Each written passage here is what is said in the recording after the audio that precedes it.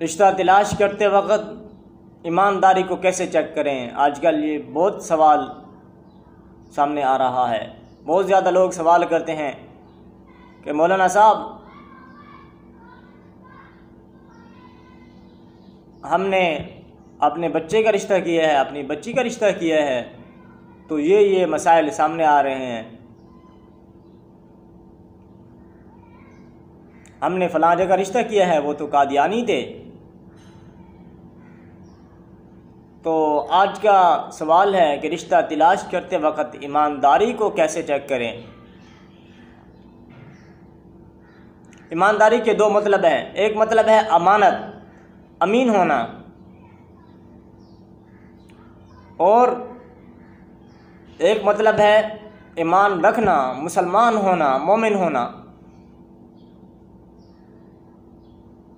नबी करीम सल्लल्लाहु अलैहि वसल्लम ने फरमाया कि लोग रिश्ता तलाश करते वक्त 5 चीज़ें देखते हैं। नंबर 1, ईमान, मोमिन भी है कि नहीं, मुसलमान भी है कि नहीं। लोग रिश्ता कर लेते हैं, बाद में पता चलता है ये तो कादियानी थे या और गैर मुस्लिम फिरके, तो फिर बाद में मुश्किलात पेश आती हैं। इसलिए आप चेक करें क्या ये मोमिन भी हैं कि नहीं, ईमानदार भी हैं कि नहीं। नंबर 2 पे आप अखलाक चेक करें, उसका किरदार चेक करें। फिर नंबर 3 पे आप हस्ब व नसब चेक करें। फिर नंबर 4 पे जाकर माल व दौलत। नंबर 5 पे आ जाती है शक्ल व सूरत। तो जामे तिर्मिज़ी के एक हदीस है, उसमें भी 3 चीज़ें बयान की हुई हैं, वो मैं आपके सामने बयान कर देता हूँ। ये बमा मतन सनद ये किताब है। बाबु मा जा फी मन यनकिहु अला सलासी खिसालिन। इसमें 3 चीज़ों का तज़किरा है। ये मैं आपके सामने बमा सनद पढ़ देता हूँ।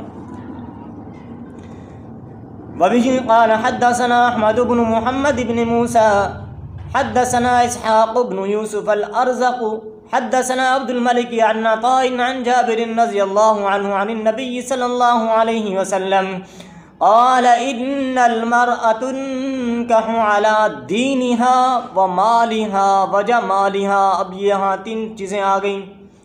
फ़अलैका बिज़ातिद्दीन तरिबत यदाका व फिल बाबि अन औफ़ इब्न मालिक व आइशा व अब्दुल्लाह इब्न अम्र व अबी सईद रज़ियल्लाहु अन्हुम अजमईन।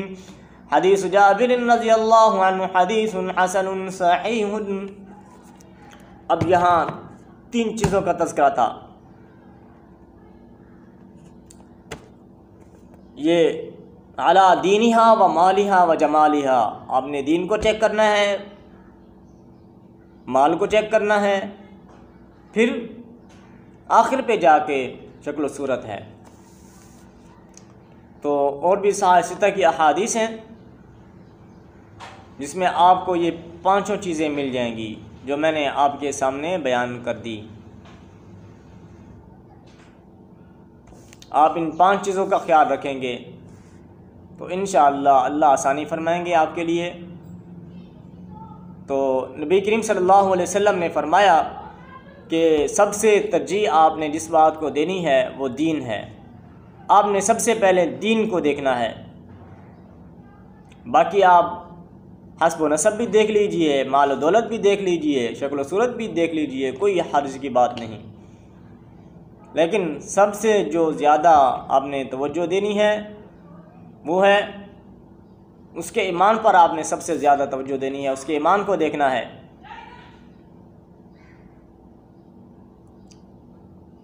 लेकिन आप अगर शक्ल व सूरत भी देखते हैं, माल व दौलत भी देखते हैं, हस्ब व नसब भी देखते हैं, बाकी 4 चीज़ें भी देखते हैं दीन से हटकर, तो आपने बाकी चीज़ों को बुनियाद नहीं बनाना। यानी आप माल और दौलत चेक करते हैं और ख़ूबसूरती चेक करते हैं। आपने इन चीज़ों को बुनियाद नहीं बनाना। आपने इन चीज़ों को शादी की बुनियाद नहीं बनाना, क्योंकि सब कुछ शक्ल सूरत ही नहीं होती। ये तजर्बा सिर्फ उसी को होता है जिसके 15 साल 10-15 साल या 20 साल शादी को गुज़र चुके होते हैं। उनकी औलाद होती है, उसके बाद बीवी का अखलाक अच्छा नहीं होता, पीछे ख़ानदान अच्छा नहीं होता। तो जिसके 10-15 साल शादी को गुज़र चुके होते हैं वो ये बात बिल्कुल वाज़ेह तौर पर समझ जाएंगे कि शक्ल सूरत 10 साल 15 साल 20 साल काम आती है, बस खल्लास, इससे ज़्यादा नहीं। उसके बाद क्यों 10-15 साल 20 साल ही क्यों, बल्कि मैंने 20 साल भी बहुत ज़्यादा बता दिए। 10-15 साल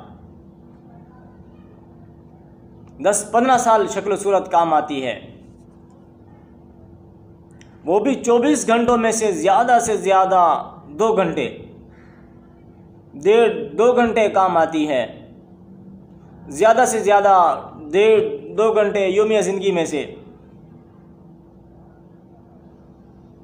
लेकिन आजकल हमारे माशरे में क्या होता है, जाते हैं शक्ल सूरत देखते हैं। हालांकि शक्ल सूरत ही सब कुछ नहीं होती, मैंने पहले बता दिया कि ये सिर्फ 10-15 साल तक चलती है। उसके बाद बकिया ज़िंदगी भी तो गुजारनी होती है। ये जो 10-15 साल तक चलती है उसमें से भी सिर्फ 24 घंटे नहीं, 1.5-2 घंटे बस आपने 1.5-2 घंटों की फ़िक्र की है, लेकिन बाकी 22 जो घंटे हैं उसके लिए आपको क्या चीज़ चाहिए होगी।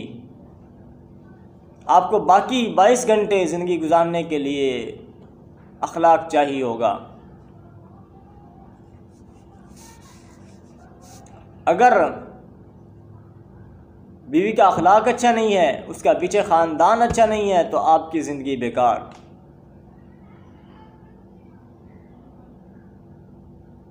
आपका उठना बैठना चलना फिरना, आपके बच्चे बच्चियां अपनी मम्मा के साथ मिलेंगी,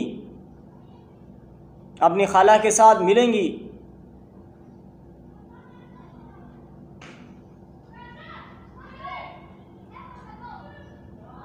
तो जाहिर बात है कि फिर आपको तलाश करना ही पड़ेगा। इसी तरह लड़के के लिए भी आप यही 5 चीज़ें देखें। नंबर 1 ईमान देखें, फिर दूसरे नंबर पे आप अखलाक चेक करें, फिर नंबर 3 पे आप हस्ब व नसब चेक करें, नंबर 4 पे माल और दौलत, फिर नंबर 5 पे आके उसका जमाल देखें। तो नबी करीम सल्लल्लाहु अलैहि वसल्लम ने फरमाया, मैंने पहले आपके सामने हदीस बयान की कि आप सबसे ज़्यादा जो तवज्जो दें वो उसकी ईमानदारी को दें। व आखिर दावाना अनिल हम्दुलिल्लाहि रब्बिल आलमीन।